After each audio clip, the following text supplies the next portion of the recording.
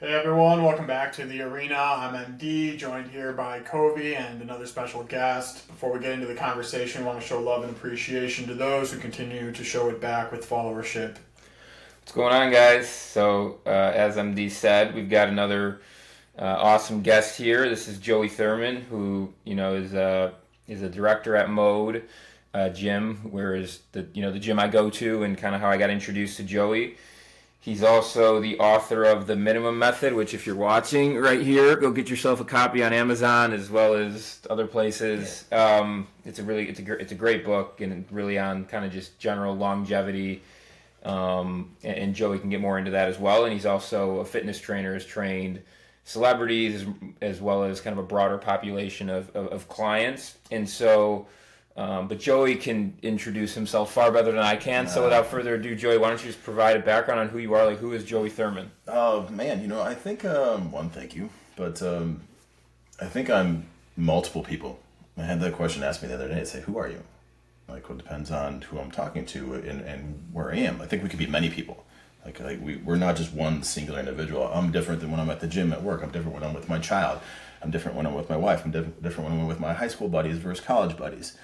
So we change and we adapt and we grow, and sometimes we kind of fall into those patterns with whoever we're hanging out with, and sometimes you got to get rid of those people, sometimes not. But for me, yeah, I'm a father, I'm a husband, I'm a fitness guy, if you will, author. I trained lots of celebrities, played hockey through college, and started doing the TV circuit years ago, and so started doing a lot of national television, which is kind of how my notoriety came up. And there was a lot that just pandemic hit. I wasn't going to go back to training. Then got offered a book deal and a Beachbody deal. I was like, all right, let's rock and roll, and So kind of went from there.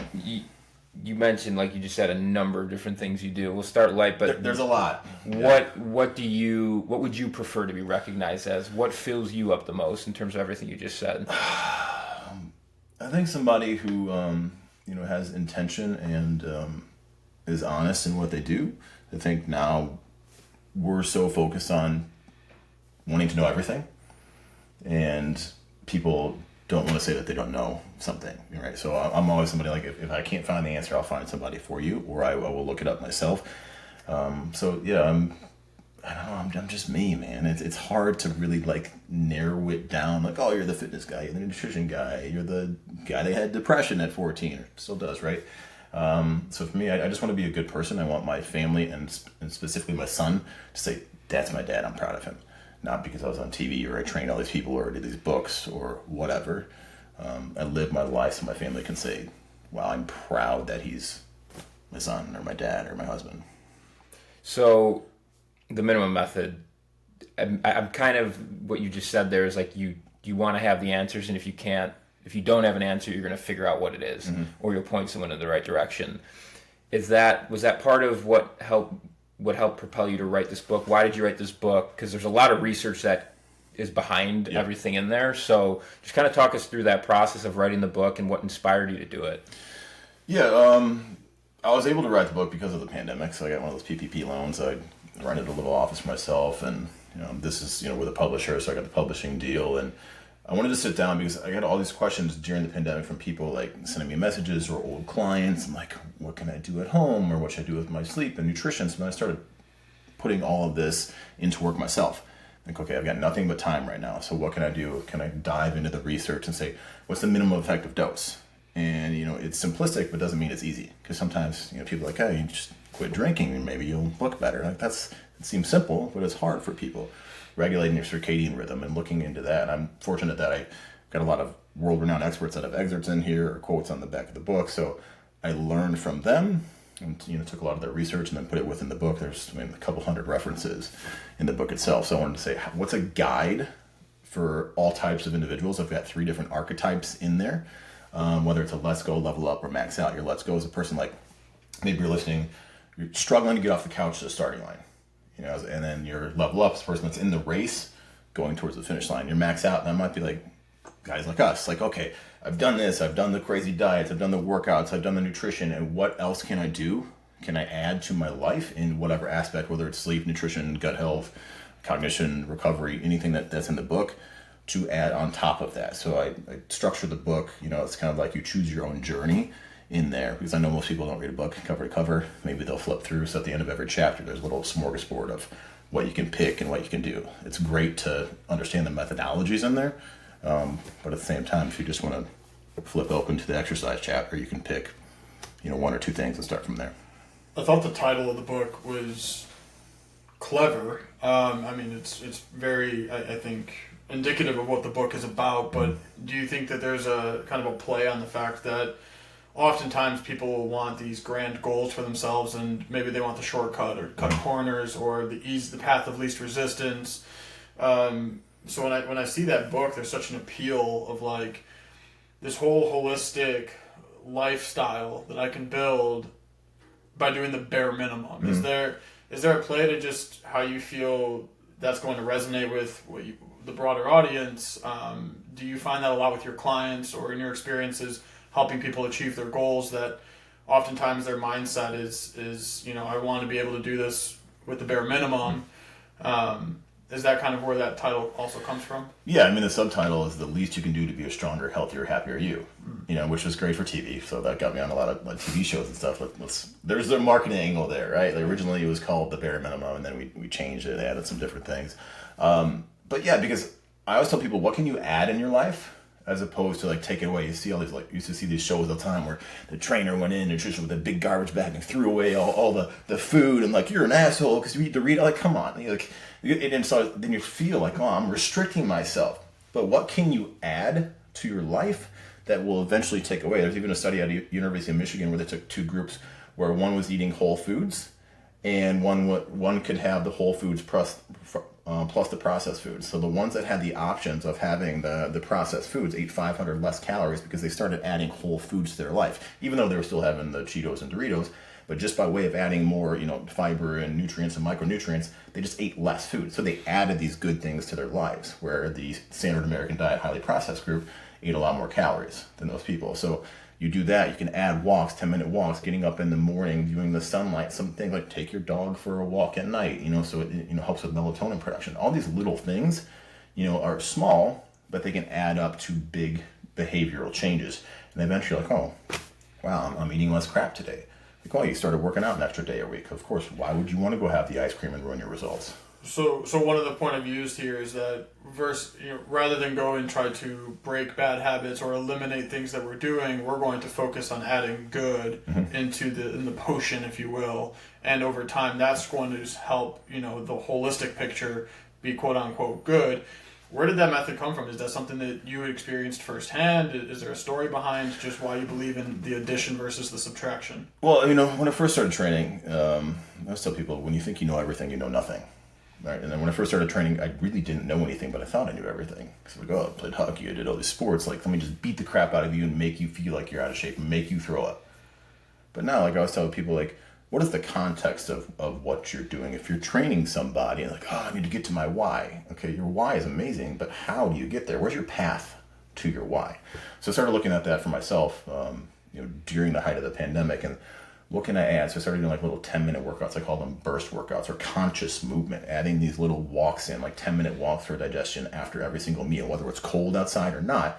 And I was the crazy one in the neighborhood walking with a tank top backwards for my knee health after a meal. And they're like, what is happening here? But my knees got better. I felt better. The inflammation went down. That's just 10 minutes 3 times a day. And for Sesame Street math, 10 plus 10 plus 10, we've got 30, right? So I don't know which Sesame Street character that is, but 30 minutes of extra movement a day. Shit, if everybody did that, right there, that seems simple. But if I told you to walk 30 minutes at one time, okay, maybe I can't do that. But everybody always looked at getting their workout in, I need to get an hour in. Why don't you do 30 minutes in the morning, 30 minutes at night? You can break it up. Nobody said you had to do it that way. So I started implementing that with online clients, with myself, with my family when they would listen to me. Sometimes they don't. But that was something I was like, I really have something here. And it seems less daunting for individuals, to just add something good. So often what I do when I have people send me a diet log, I look at all the good things that you're doing. I'm like, this is all great. So what can we do? So whether it's a matter of switching around what they're eating, whether they should have something that they're eating for lunch, after their workout, or switching up, I'm already doing this, so this is easy. So I started doing that, and then eventually they're like, okay, what else can I do? You throw everything at somebody. If you want to put yourself in a box, like if you're the keto guy or the paleo guy or whatever, oh my God, I can't have any of these foods. I got to stay within the box, and like the whole 30 diet, which is ridiculous to me. If on day 29 you have milk and you're not supposed to, you get like slapped on the wrist and you got to start back over. But that's not life. Yeah. But you could look at the people like they had 29 days of eating, whole foods, which is, generally one of the best things that you can do for yourself. What other, diet ideology you fall into? And I don't believe in like a punishment and you go back to zero. Like that's not how life works. So talk a little bit about celebrity training. And because I think people see, like, I think just an example off the top of my head, like Zac Efron in Baywatch, like he lost how many pounds and like looked like just chiseled. Yep. Just talk about maybe the downsides of comparing yourself to people that look like that and the type of training that goes into it. So Zac Efron, let's say I trained Terrence Howard for season 2 of Empire. So basically what goes into looking like that? So I got him to lose 30 pounds in 3 months. Fox called me up. It's like, hey, we want you to train one of our actors, and they were being very strange. So I knew it was either Taraji or Terrence. And I went and to meet him, and then, it was Terrence. So I showed up to his house, literally drove there. And by the way, the production company pays for it. So even though they're making $250,000 to 7 figures per episode, I literally showed up to his place on Wacker and got there, took him to the gym, trained him an hour, then told him exactly what to eat, did all of his meal planning. And his wife was like a former restaurateur, so she made all the food. I showed up with all the supplements that he needed, everything that showed up later in the day. And that's all he had to do for that 3 months was learn his lines and get in shape, because his character needed to look like he was in prison just lifting. So I'm like, oh, you need those 50 Cent arms and the big traps, right? Like the prison guys aren't doing legs. Maybe they are now. I don't know. I haven't talked to many people in prison. But it's just unrealistic because they have an entire team around them as to all they're doing. And most people have to live their lives and have a 9 to 5 and have kids and dogs and relationship issues and sick parents that they have to take care of. So you can't get to be that way. Like people try to compare themselves with me. I'm like, I work in a gym. If I got an extra 10 minutes, I can go get a bicep pump, whereas other people don't have that access. And I've got, a meal company preparing meals for me. And I'm fortunate enough to have that. But as far as a celebrity is concerned, like Zach, like I'm sure you had a doctor prescribing him medication, wink, wink. Like you got to get him fast results. And he even talked about some of the stuff that he took during Baywatch and like, I don't know if he was on Lasix, which kind of, gets rid of water weight and things like that. I'm sure he was taking, whether it was, anabolic steroids or testosterone or peptides or selective androgenic receptor modulators or SARMs. There's all these different things that you can take that can get you the results faster.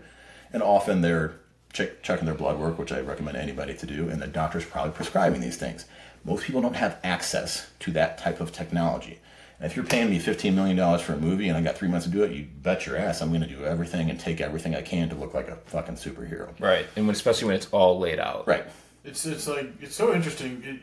You seem to really humanize and insert the life aspect around these journeys, so to speak. Like there's a distinct difference between an actor's life and lifestyle in their day-to-day versus somebody, like you said, who it might be a single parent or might have multiple obligations, a 9 to 5 job, but our culture in the gym is very like no excuses, discipline, get up. You got David Goggins like screaming in your face every morning, and it's like, well, if I don't look like Zac Efron and I look back and say, well, it's because of my 9 to 5, all of a sudden I'm making an excuse. Right. So it's like, how do you balance, discipline, don't make excuses, but also like understanding there is tangible difference to people's lifestyles that are going to, at the very least, make things more challenging for one other person. Yeah, I mean, look, you like being Goggins and all these other people like Smashworks. I can't remember the guy's name. It's a chiropractor. He yells and like he's like, treat my daughter this way, whatever. Like he's smart, right? But like he's found his niche, right? And people are gravitating towards that.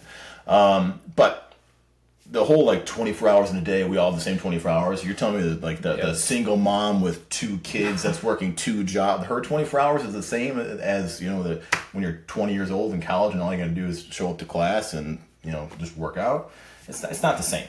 So I think people need to give themselves some grace and grace in their life and in everything that's thrown against them, because you can talk about like Like there's no accidental hormones. Like cortisol levels acutely elevated, it's a good thing. Like it's there for a reason. Like we work out, that's stressful, that's a good thing. But we want that inflammation to go down. But chronic elevations in cortisol can lead to, fat storage and inflammation and not sleeping well, and then not sleeping messes with your circadian rhythm, which is messes with your menstrual cycle, and it just goes down the road. But I think when people understand, like, oh, if I do this, this is going to help my stress levels. If I give myself some grace here, like I've got this daughter, I'm going through this breakup, and I've got a client right now that's actually, she lives in like New York area, and she's got a daughter, she's got some relationship things, and she texted me the other day, she's like, oh, I didn't get my workouts in and whatever. I'm like, give yourself some grace. Like, did you get a workout in today? And that applies to life more broadly. Right, and that's the thing. Like, we need to give ourselves that grace and realize, like, this is their job. If you're like an IT guy and you throw in one of these actors to try to, figure that out. Like, what do you mean you don't know how to program? But then we were supposed to look the same way they do when they get paid to do this. And I know many of these trainers. I turned down season 2 of Revenge Body with Khloe Kardashian because they wouldn't pay me to go out there. I was the only trainer that they looked at outside of LA. Because people don't even understand that. And what they did was they filmed the beginning. They were training those people, not filming them, filmed in the middle and filmed at the end. But those trainers still had their lives and they could still have all their clients. They wanted me to leave for 3 months, leave all my clients, leave my newborn baby. I'm like, and you guys aren't even paying me? Like, you're just giving me like a stipend, like, which is nothing. So like, I have to look at, my life. We have to look at ourselves and think about, I say, just kind of have this like thought cycle about your life. Write it down throughout the day. Like, look at, you see a movie trailer, right? It's only a part of the movie. Think about your day, within that, 24-hour block, and write it down and just literally start like just the same way you would log food. Okay, I get up in the morning, 6 a.m., whatever. I felt like crap. Where you start writing all this stuff down. At 7 a.m. I had breakfast. At 8 a.m. my kid got up. Start writing this down, and then you can start finding these gaps. At 9:30 to 10, I sat on the toilet watching Netflix. You like people do it. Like, phones are gross, by the way. Make sure you clean up your phones because people are pooping all the time and hold their phones. Side note. But then you can start looking at that life and that kind of like trailer of your day and think, oh, here's where I can add some healthy habits in. Here's what I should be taking away. Here's where I have more time with my kid. Here's where I wasted a bunch of time. And I don't think people really do an assessment of their life. And if you really sit down and look at that, then you can start scheduling in those movement patterns or things that you're helping with, stress levels, or if you're, want to get better at business or be a real estate agent or whatever, you can schedule all that sort of stuff in, and you do have time somewhere to get something in a little bit. So we have this thing that the iPhone, Apple actually created, which one of the positive things of screen time and tracking your screen time. And I'm curious, as someone who's very engaged in social media and it's a part of your marketing, your branding, how you're able to take that and focus on that, or how do you balance that with it being, because now, like, having, even on a much smaller scale, having a podcast is like I've got to post every day, and I find myself, which is good, that's productive, but then I also find myself start scrolling and kind of doing things that I know I shouldn't be doing, but it's literally proven to be addicting. So how do you balance that? So I did a whole TED Talk called Like Me, Follow Me, Unbrand Me. And it was 13 minutes about how social media caused me to almost get a divorce, to want to kill myself, and literally just like be completely lost and not give myself grace and give myself basically, the props of like all these amazing things that I'm doing. Like, wait a minute, I've been on all these national TV shows. I had my own show on Facebook. My first book did well. Blah, blah, blah. I start going down the line, but I don't have 1 million followers, right? Like that's literally the narrative that I had in my head. And I was thinking, like, I was always trying to be on social media, and I was at every single dinner trying to take pictures and do whatever. And my wife one day, it was my birthday dinner. Food comes out. I'm like, hang on, grab my phone, try to take a picture. I'm lighting, setting, filter, right, trying to fix it. Next course comes out, bring out my phone, and I see her just like tearing up. She's like, this is your birthday, and right now you're focusing on like trying to make sure the food is perfect without living in the moment and being with me right now. So I was like, holy shit. So what's going to happen when she eventually has a kid? Am I going to be like in the waiting room, in the delivery room, like trying to record everything for the moment? Am I going to miss that because I'm trying to live through a screen? And that's when that really hit me. And I started to back off on that. Same reason why I don't put games on my phone. Because I just I know I post and I ghost now, for the most part. I might engage in some friends' things, but once you start scrolling there, it's an issue. And I started to realize it's not about social media numbers or engagement for me anymore. I've got the clout. I've trained the people. Now I'll take my time and grab 2 or 3 hours once a month and grab a professional videographer. I'll film 30, 40 pieces of content, send it off to somebody to edit. And luckily, I've got the means that where I can pay for that. And I understand that some people don't. And then right there, I don't have to focus on filming every single workout or every single thing that I do. Because I found that when I started trying to film my workout suffered. So now if I want to film some things I did in my workout, I'll do my full-on workout. If I got 10 minutes left, then I'll go back and do it. Because, to pull the curtain back, these social media influencers aren't doing the actual workouts that they're posting. I've been there during those shoots. Oh, we're going to do this and this and this, and they would do it 5 times. Bro, we did it for 30 seconds, and you're telling people you do it 5 seconds. You didn't even do it. So that just really drives me crazy. So that's what I found works for me. I grab that time, I chunk it out. Same thing with, about that thought cycle of the day. Where can I find the time to do it? And I've got access to, mode, so I'll go in there early and I'll film for 2 hours, and I'll do that. And when I used to host TV shows, I'd go in the studio and film a bunch of stuff, send it off to my editor, and just kind of be done with it. So that's the best thing I do. And if I've got ideas for social media, I'll type it in my phone and then go back and look at it.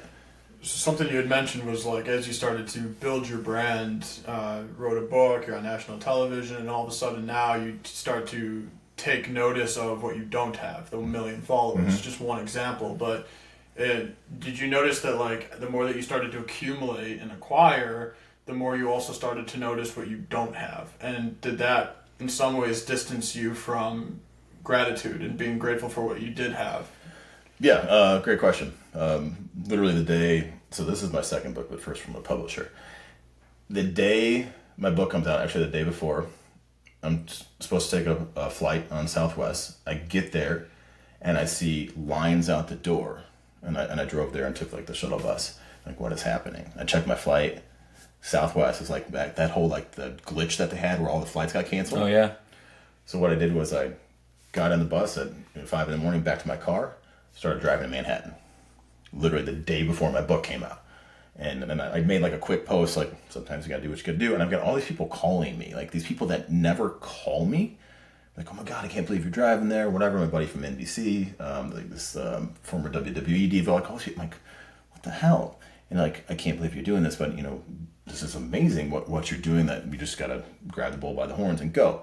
Disney calls me because GMA, I was supposed to go on GMA, it was owned by Disney, and they're well, we'll get you a flight, maybe stop in Ohio. I'm nope. I've got to do this. My book comes out tomorrow. So get there, 13-ish hour drive. How many stops? Stopped once or twice just for gas. Literally straight. You were determined. I was determined to get there, right? So I'm oh my God, this is the biggest day of my life. I've got a billboard going up in Times Square. I'm going on GMA3, and my book comes out all on the same day. So I get there, I go on GMA3, I do that. There's 1.3, 1.8 million people that watch that show. I can tell book numbers spike on Amazon, but you can see the numbers after the week. The publisher will send them to you. Then I go get done with GMA3. They thought such a great segment. I look up, I see a billboard with my book up. I'm it's amazing, right? And I go on social media later, and I literally start seeing people with all these followers and all these brand deals that they're getting, and I felt like I was worth nothing. I'm in Times Square on Good Morning America with a billboard, and I still thought I'm just missing out. And everybody, from all these celebrities to, your CEOs, the billionaires that I train, often the people that have the most light shined on them kind of have these darkest places.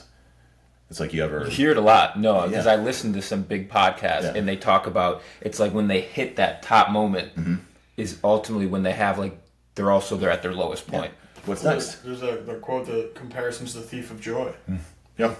Yeah. And it's huge. I did, I signed a Beachbody deal, paid me 6 figures, fly out to LA for 2 weeks. I filmed whatever with all these big, fitness celebrities, right? And I filmed this thing, and this is when I had to quarantine and stuff after going places. So then I run a house to quarantine myself for 2 weeks, happened to be through my birthday. And I was just in this like big depressive state. Like I just went from this huge high, signing with one of the world's biggest fitness companies. And I was sitting there on my birthday all alone. I couldn't even, like, what the hell? Nobody's here. Like my wife like stopped to see me like on the driveway because who knows if I had COVID and all that sort of shit. So yeah, I started comparing myself. And when you like start preparing for all these things and all these big highs, you get like, what do I do now?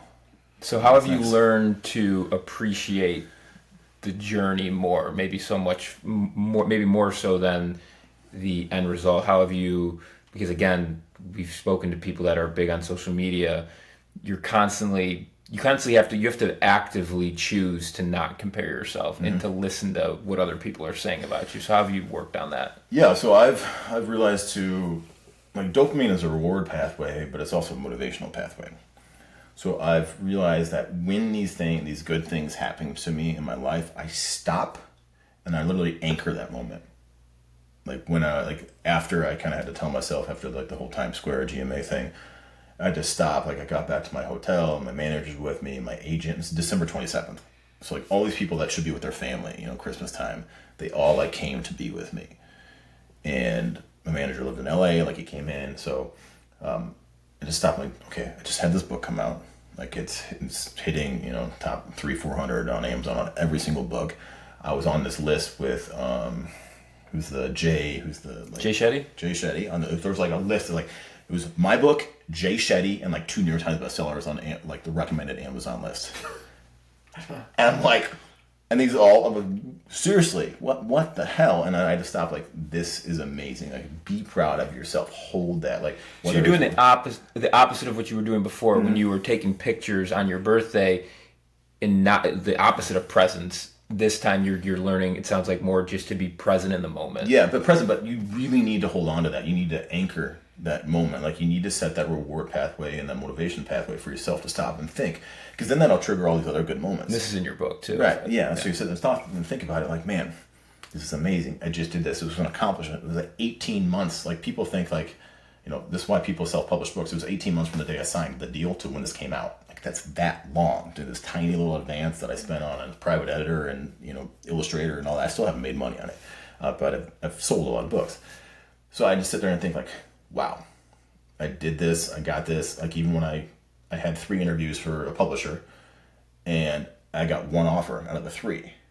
And instead of me like jumping for joy at the time, which is actually I used this in the book, I'm like, I got 1 offer. My wife looks at me. She's like, you got an offer from an imprint from Penguin Random House, the biggest publisher in the world, and you're not happy. It's like, holy shit. And that really hit me right then. So I think that might have been like this like pivotal moment. You guys look back and think, oh, she's right. I got a book publishing deal. I can do this. So when finally, after I kind of compared myself the day it came out, I just started thinking like, God, I really got to enjoy this. And it is what it is. And I will push as hard as I possibly can because I was home cumulative 2 weeks and 4 months. I'd fly, I'd go to New York, and then I'd go for Pittsburgh, and then go somewhere else. I'd fly back home for a day. I'd see my son for a couple hours. He's like, Dad, are you home tomorrow? I'm like, no, I'm in LA. So I did that for 4 months straight, like through the holidays. And when you have a book that comes out during the holidays, you don't realize like you got to do all the promotion before and during the holidays. So I missed out on a lot of things, but I made sure I made it for Christmas. I drove back from Pittsburgh in a snowstorm in the blizzard. My flight was canceled. I had all sorts of issues. Drove straight back because I wanted to see my son just for that day. And then I got up and left the next day for wherever the hell I was going. But I started just doing all that and just realizing like, wow, you gotta be proud of yourself in whatever that is. Because you put in the hard work. You studied so hard. You got the job. And then just like, oh, we got it. Now what? Stop and think and literally have like several moments or write it down or talk about it and with your loved ones. And that will right there, that'll hit it. And then you're like, boom, dopamine response. And then that will help you with other things. Yeah, so the dopamine response, like you see your name in the billboard, you get a publishing deal, you start selling books, you feel a sense of joy, you're feeling proud because you've anchored yourself and you're present. Mm-hmm. Joy and that feeling wears off over time. Mm-hmm. Does that then drive your pursuit to the next thing? Is that why you continue to go after the next big thing? Or do you have a more grand overarching purpose that is your main driver? Great question. So for me, I've always been the one that would like, I'm doing 20 things at once. Like my wife can't even keep up with what the hell I'm doing. But then once I realized I started focusing on one thing, all these other things started coming to me. When COVID originally hit, like, gym shut down, I was getting ready to take $4 million for this fitness lab, and I said, woe is me thing. I went into this really bad depression, like really, really bad. Got on unemployment. I'm like, well, I'm not a man, I'm on unemployment. Like, there's no gyms open, I can't make any money. I lost 6 figures from traveling because I'd signed a deal with Mixed Fitness. I was like basically teaching spin and stuff to a camera. I was hosting High Rocks, the World Series of Fitness. They were paying me for that. Like I was making tons of money. And then that just dropped. So it was like this woe is me type thing. And then my wife at one point, like, a kid gets up and he runs down the hallway when we're living downtown, and he's like, Baba's home. And my wife's Greek, so Baba's dad in Greek. He ran home, and because I realized like he didn't realize that I was home because I've never been there for him. So she's like, how about you appreciate this like given time to you that you can see him grow up during this time. So then when I started focusing on, to get back to your question, like focusing on one thing at a time, what can I do? Like what path can I follow? Then things started coming to me, and I started appreciating them more. Like the Beachbody deal came, and then I got this, then I was doing a podcast, I had a podcast deal beforehand, and these things started coming because I always was like, let me do a little bit of this, a little bit of this, a little bit of this, but I wasn't putting all my effort into one thing. But once I started doing that, then it was kind of a snowball effect. So I try to take that and like what's next, but still appreciate what's now and what I've done. Because people are like, when's your next book? I don't know. I've already got another book offer, but I'm like, let's just pump the brakes a little bit because I know like how much this was, and I don't want to spread myself too thin because I did have the time where I wasn't working and everything was shut down, where I could spend 6 months researching and writing this thing. Now, I don't know if that's what I want to do right now. I want to take a dive back into your past, almost like those like movie trilogies do. It's like the second movie is like the backstory, right? You mentioned depression at 14, and then we jumped straight into the fitness realm of it. Where did your passion for fitness come from? Did that have a relationship or an association with the depression chapter of your life? As a kid, I know you said it kind of comes back every now and then, but what was the backstory? And then what does depression look like? Sure. For you, I'm sure it looks different for others, but Maybe when you were 14, we'll start there. Yeah, so we were moving around a lot. I went from Wisconsin to St. Louis. My mom had stayed in Wisconsin to sell the house. I moved in with my dad while we were, trying to choose from to sell the house. My sisters were graduating high school at the time, so I'd like kind of turned into an only child. Like right then, it was interesting. Like love my sisters, but they're 4 or 5 years older than me, so there was that gap, and I started this brand new school. I went from a school of 500 to a school of a school of 5,000 to a school of 500. So it was just this huge culture shock. Yeah, it was huge culture shock. This tiny little predominantly white town southern in next to St. Louis called Columbia, Illinois. And I was like the new kid, not just the new kid in my class. Like I was the new kid in the school because everyone knows everyone. Right, exactly. Yeah, in the town. So like 6,000-7,000 people in that whole town, and I had these like guys kind of like making fun of me, and they're calling me gay and all sorts of stuff because like just me, like I was just being myself and goofy and whatever. And I was like, I'm not gay, whatever. They're like, no, you are the new kid. So that like kept coming, and then I could get bullied. I got so sick I missed school for like a week or two. There was like a bridge down the road. I wanted to go jump off, and I told my mom this. So that's when she's like, we need to get you some help. And this was like before like therapy was really kind of a thing. So I went and saw a counselor and a psychiatrist. They medicated me, and kind of started doing talk therapy then. And my dad was like opposed to that because like he grew up like, you skin your knee, you get up, you're fine, like you're a man, like you should be okay. Now he's much different, but that's kind of how that depression sort of started. And then hockey, I had all sorts of concussions, so who knows like what was the trigger to that. But I just think that in life sometimes you get thrown so much, and as far as my depression is concerned, like it goes in and out. I tell people like it's in remission, but there'll be days where I could be doing all these amazing things, and just like I wake up, I don't want to get out of bed. And I just feel so bad for myself, and I realize, okay, with the fitness aspect of it, I need to move today. I know that's going to help me feel better. Sometimes it fixes it, sometimes it doesn't.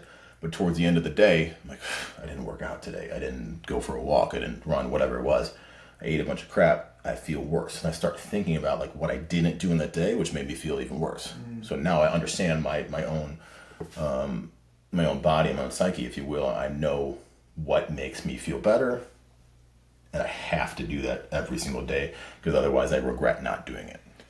Did you ever felt like the pressure of being, Joey Thurman on the billboard, on GMA, he's got a best-selling book, like all these things like externally that people would feel like, oh, like, do you ever get a sense of like, I have to look like I'm doing well? Because, to other people you're always smiling and stuff, but on the inside maybe you're not. Right. Did you ever feel that pressure, and like how have you been able to kind of cope and tools to deal with that? Yeah, well put, by the way. Yeah, no, I feel that all the time. And I think I hate social media with a passion. I really do.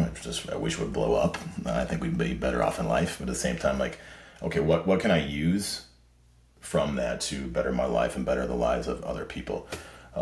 So often I found that like when I'm in that place and I don't feel well and I feel that extra pressure, I tell the people that are closest to me first. Like I go home and I tell my wife, like, it's one of those days. I don't know why. It's nothing that you did. I just feel horrible and I'm back in that state. And that does a few things and I didn't realize. I thought originally it was for me. It was also for her and for my mom or dad, whoever I'm telling this to as well. Because they see me expressing myself. They feel a little more open and connected to me. Safe space. Right, safe. And they're also aware of maybe they can just like watch what they say or what they do that day because they know I'm in that place. So once I started sharing that with people, it helped out a lot. So a lot of my like Instagram stories, I'll talk about that. And I don't want to be like every third post, like, here's Joey with depression again. But I find that when I do that, maybe once every couple of months, so many people come out of the woodwork. I think it's so important. Yeah. I applaud you for doing that because I think it's so important for anyone to speak out when they're not doing well, to show that it's not okay, but especially for someone like yourself, that again, I think comes with the perception that, they're always happy or this should go or should have always be grateful for all these things. I think it can do probably, I'm sure some of the feedback you've gotten, the power and just showing others that, hey, I'm not doing well. Do you get a lot of feedback kind of around that? Yeah, actually, one of the hardest professional things I've ever done was I went on Tamron Hall, which is a national TV talk show. And it was all an episode, and they based this around me, an all episode on men that are struggling with like mental health and depression. So, and it was a 13-minute segment, which on TV, if you get one segment, which is anywhere from 3 to 6 minutes, like that's a lot. So when you go through the commercial break, so it's like, Joey Thurman, and we'll be right back with Joey Thurman. Like it's a huge chunk of time. We've got millions of people engaged and watching you. And the day before, so I get to Manhattan, and my buddy was a CNN executive producer, who I see when I go to New York. We were supposed to have dinner, and I hadn't seen him forever. And I'm on like the 18th floor of this hotel room, about to go on the show. And I'm like literally just like freaking out. I'm like, what the hell am I doing? I'm really going to go talk about my depression on national TV. Like, what is wrong with me? And I wasn't in a headspace. I'm trying to see if the window opens in the hotel to jump out of it. So I'm freaking out. And I'm like, I can't do that. And when I get to that place, I'm like, my son, like I can't do that to him. Like my wife, I kind of like start going down that. I think that helped me kind of pull back. And I text my buddy, I'm like, dude, I am not in a place right now to meet you. I suppose like, oh, I'm busy and whatever. I used to make these excuses. I'm like, I'm just not in that place. I've got so much going on tomorrow. He knew what I was going on for. And he goes, it's okay. I love you. I'm there for you. I'll see you next time.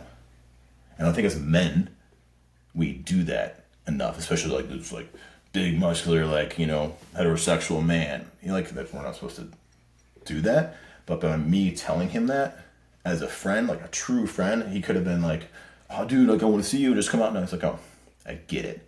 I'm here for you if you need anything. And that's what sharing these things has helped. So when I went on the show, I had so many people send me DMs like, oh my God, I was watching this and my 13-year-old son or my kid was there.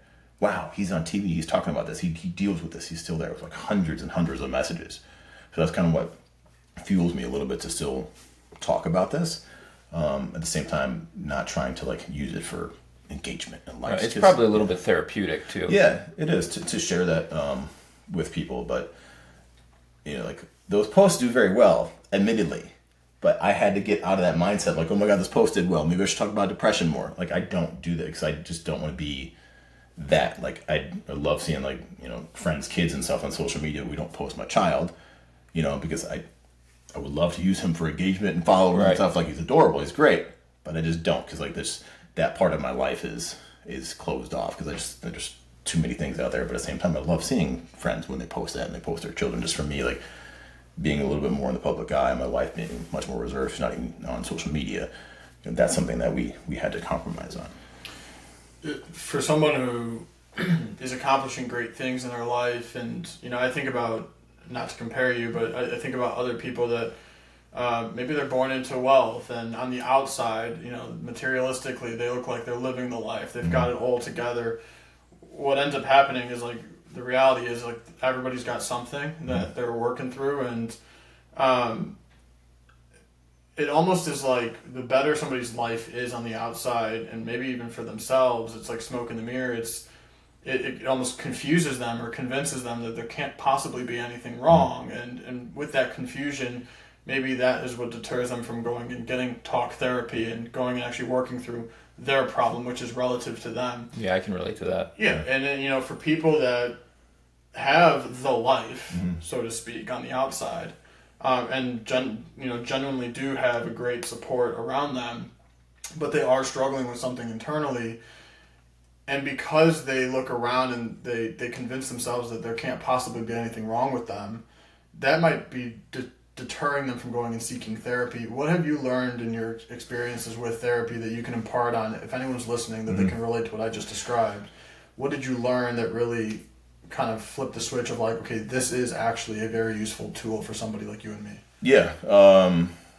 Great question, by the way, because I work with a lot of these people, and people want to say, like, oh, you'll be okay, you've got all these amazing things, what do you have to be sad about? But if you have depression, like, that's like the worst thing. Yeah, my depression is different than your depression. Like, I even had to explain it to Hector one time. He's like, he goes, I don't get it, but tell me. Well, I'm catching myself now. I'm like, I'm looking at you, I'm hearing your stories, and I'm like, what the hell could you possibly be depressed about? Yeah. It can't be the bullying at 14 years old. Like, there's got to be more to it. I'm not trying to get into it. Yeah, no, for sure. But what have you learned that has helped you with that? Yeah, so there's a great line that I use a life coach every now and then, Dr. Renee Mudre, and she's the only, like, therapist. And she's a professor at, I can't remember what university in Ohio, but she's the only therapist that literally just didn't, like, want me to talk about my past and my dad and the divorce from the parents twice to each other. Like, didn't work first time, they got married again, they got divorced, didn't work like that.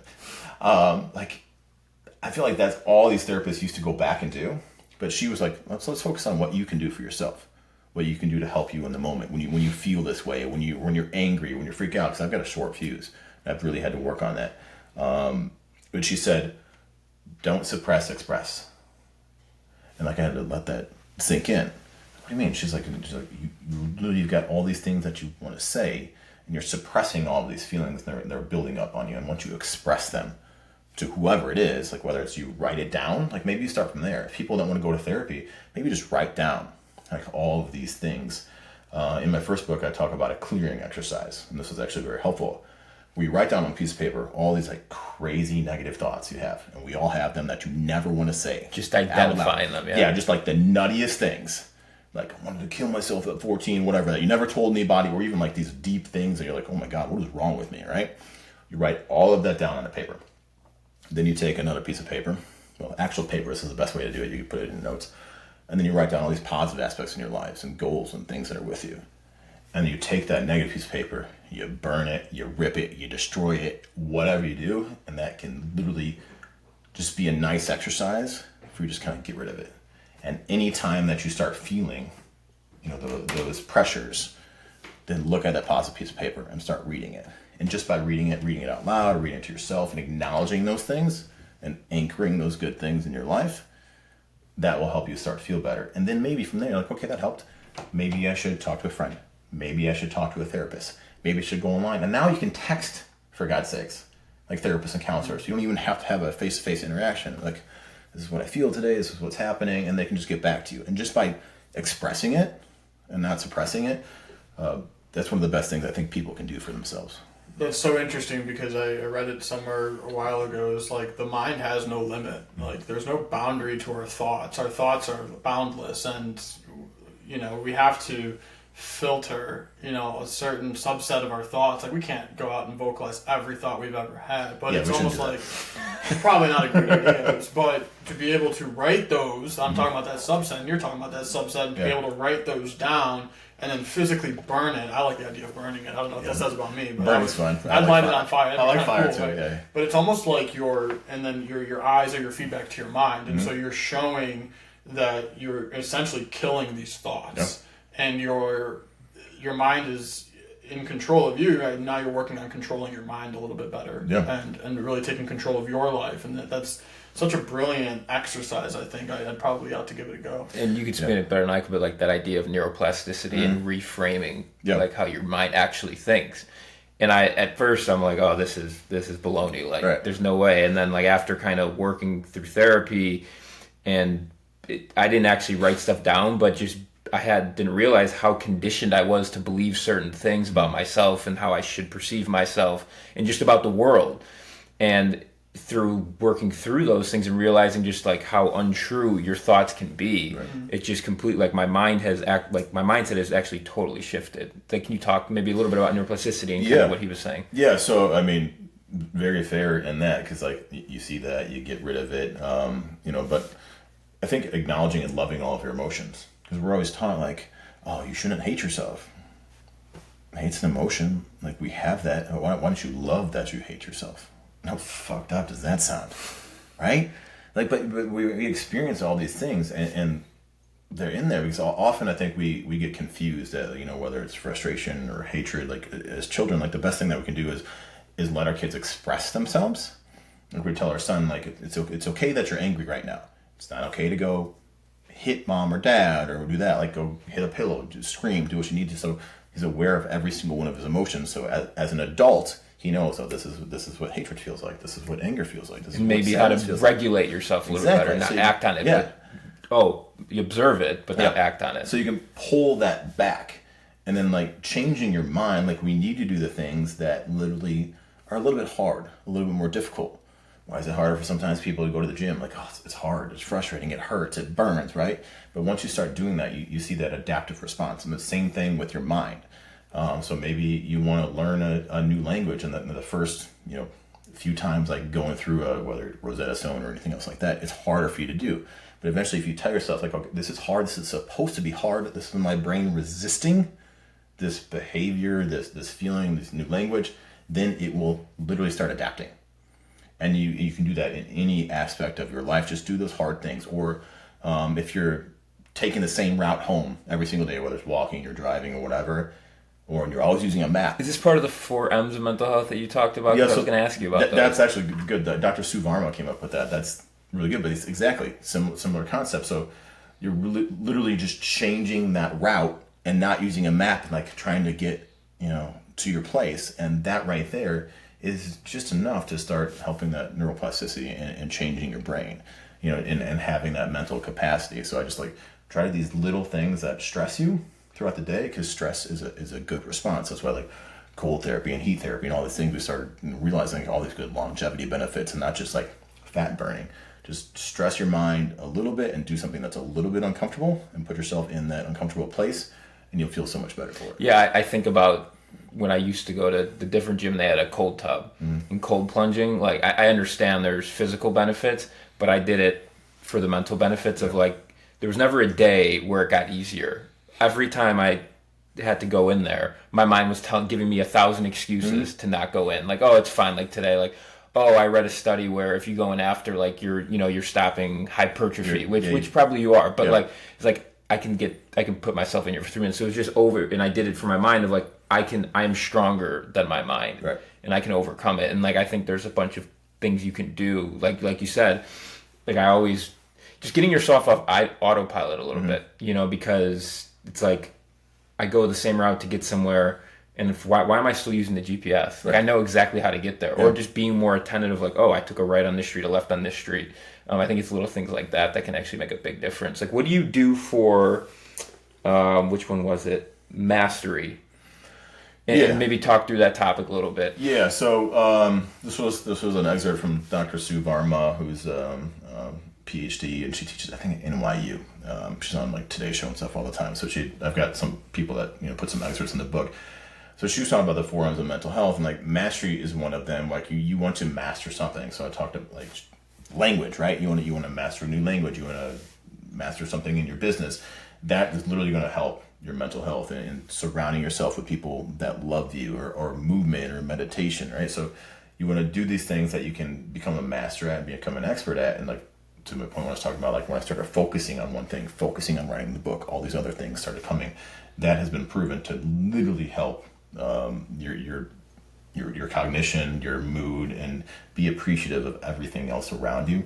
So I would try to do something that you're uncomfortable with doing. Like me, like I'm always reading fitness and nutrition books where like, why don't I grab something else that I'm not necessarily like an expert in and try to learn that, or do something that takes me and puts me like kind of outside of my comfort zone. So if you become a master in, whatever that is, I don't know if mastery is like necessarily like who's a master at anything, because I feel like, we're always trying to learn, but just learn taking up like a new hobby, whatever, like guitar or whatever, like anything like that. That's what the mastery component means. It doesn't necessarily mean that you're going to be like this world-renowned expert, just mastering something new. Is there something new that you've picked up recently?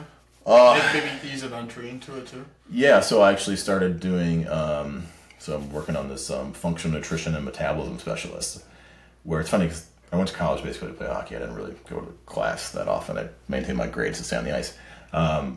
But this is where I can read blood work and look at like, PCOS symptoms, or, whether the estrogen levels or estradiol or creatinine, and look at all these different things and try to look at your blood work or your blood work, and I can see what's happening there, and then look at biofeedback, something called SHREDS, sleep, hunger, rest, energy, digestion, and stress.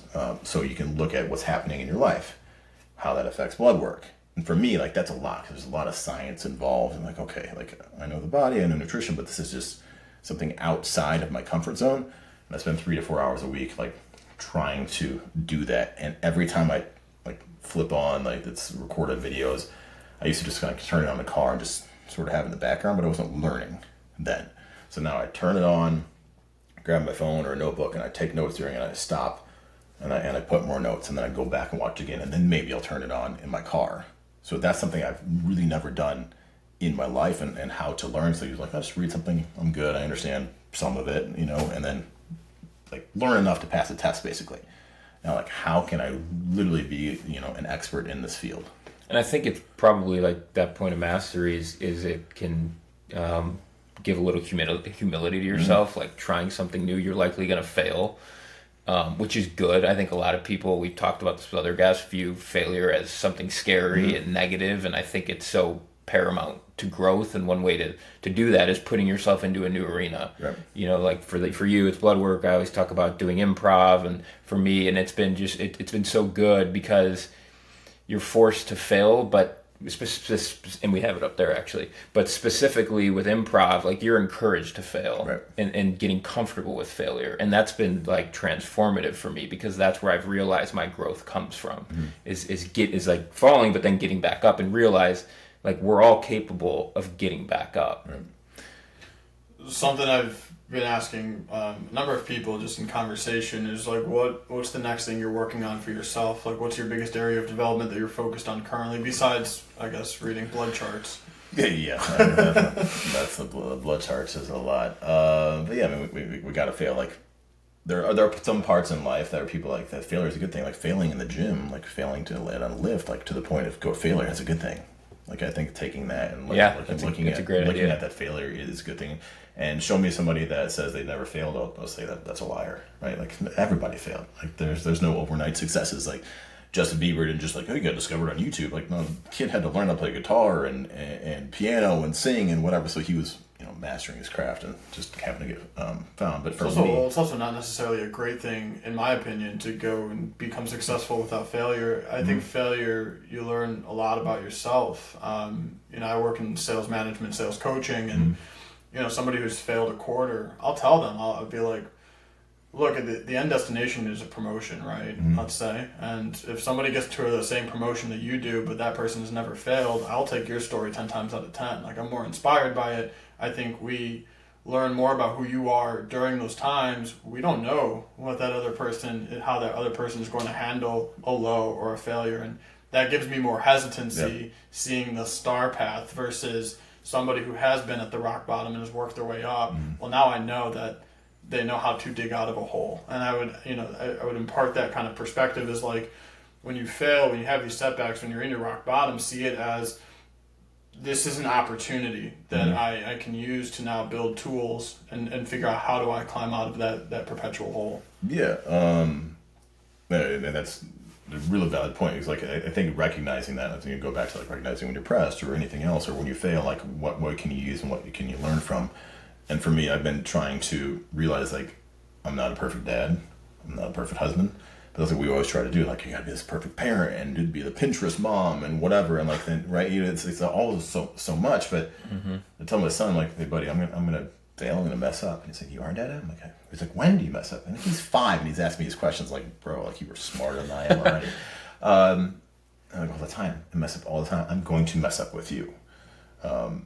And by acknowledging that, I'm going to, like, I'm like a short fuse. Like sometimes I yell at him or whatever, and I come back and I apologize, and that's what I'm trying to work on with myself and that. And then like with my wife, like we just took a vacation, and there was a 24-hour hiccup. Kid threw up all over the place, and then we had to get a flight, and the hotel was crap, and there was all sorts of stuff, and I lost it. I'm like full on, just like lost it. So I had to stop, and I apologized to both of them.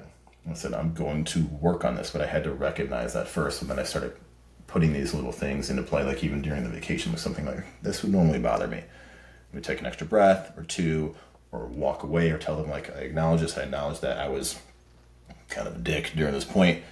Can we talk about this tomorrow? Because I'm not ready to talk about this right now. But that acknowledgement. And setting your ego aside. Exactly. Which is difficult, but it's in the long run, it makes you feel better about yourself, even in the short run, if it might not. Yeah, it's hard to do. Yeah, and I think there's all perspectives on what it means to be a man, but I guess one perspective that we can maybe all agree on is that we have to be responsible for the way that we respond. And it seems like whether you're pumped about your response or not, you at the end of the day, you take responsibility for it. Yeah, and that's what I keep trying to say. Like, how can I set my son up in life? And he learns from your failures. Exactly. And that's what I tell him, and I acknowledge that. Maybe I won't tell him everything I did in college, let's say. Buddy, if you listen to this podcast years down the road, we'll have the conversation. But, like... He can learn some things the hard way. Yeah, he can figure that out. Yeah, you need to know everything I did.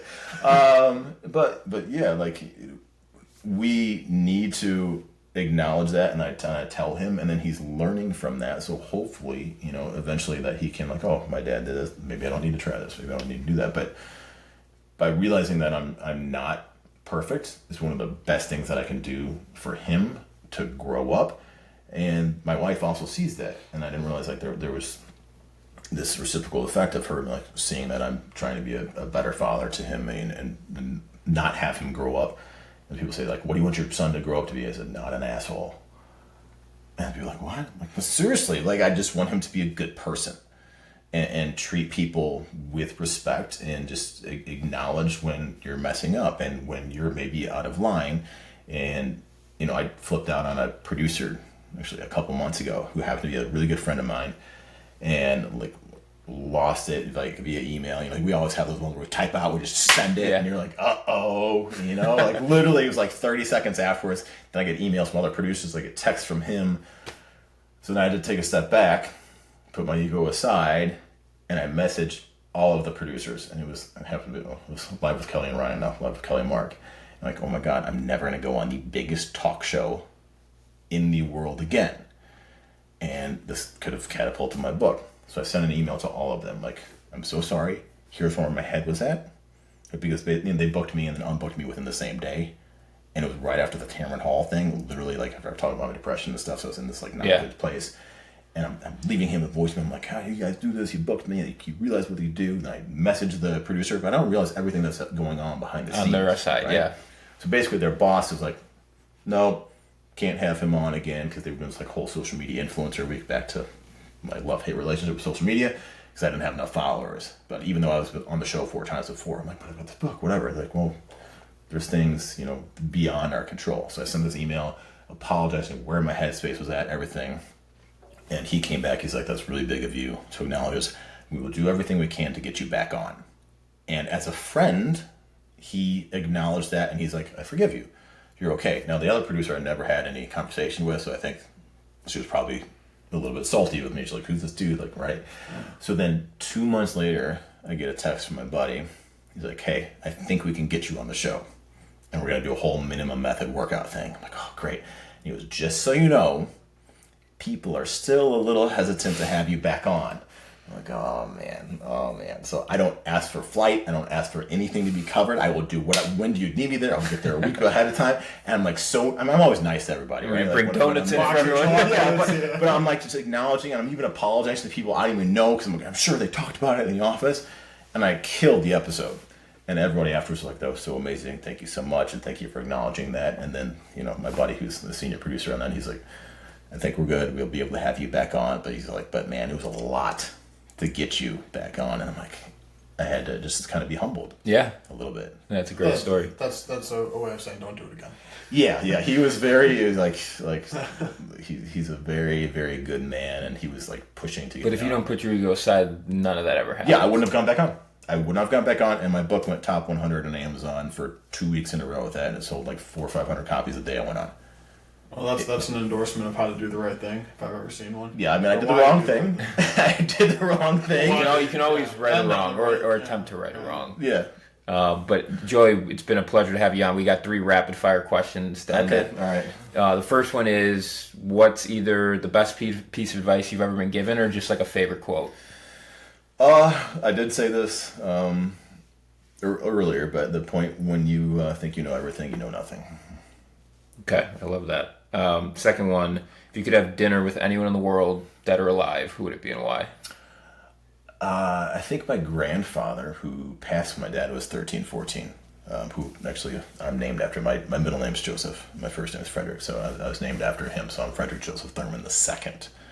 My son is actually the third, so I carried on his name. Awesome. So yeah, I never got a chance to, meet him. Awesome. And then lastly, just like, what do you like to do in your free time? Hobbies? Taking anything up new? Yeah, when I have free time, generally it's being around my kid, being active and teaching him healthy habits, and trying to reconnect with my wife, because we've been married for 15 years, and when you have a child, like, it's like, as much as you want to say, like, we're gonna still do this, we're gonna date, we're gonna still put each other first, like, once you have that kid, like, nobody else matters. Like, this little being, is everything. And I think that a little bit, we didn't put each other, Yeah. I don't think we'll ever put each other first. Like, the kid will always be first, but we didn't even put each other like second. It was like kid, and everything else didn't matter. So I think that individually we're working on ourselves, because she sees a therapist, like, on the phone. I still work on that myself. So working on ourselves is working on each other. We just need to acknowledge that, and we've been much better. So actually, the vacation we just took was really good. That's a great way to end the episode. Thanks, Joey, for an awesome conversation. Thank you.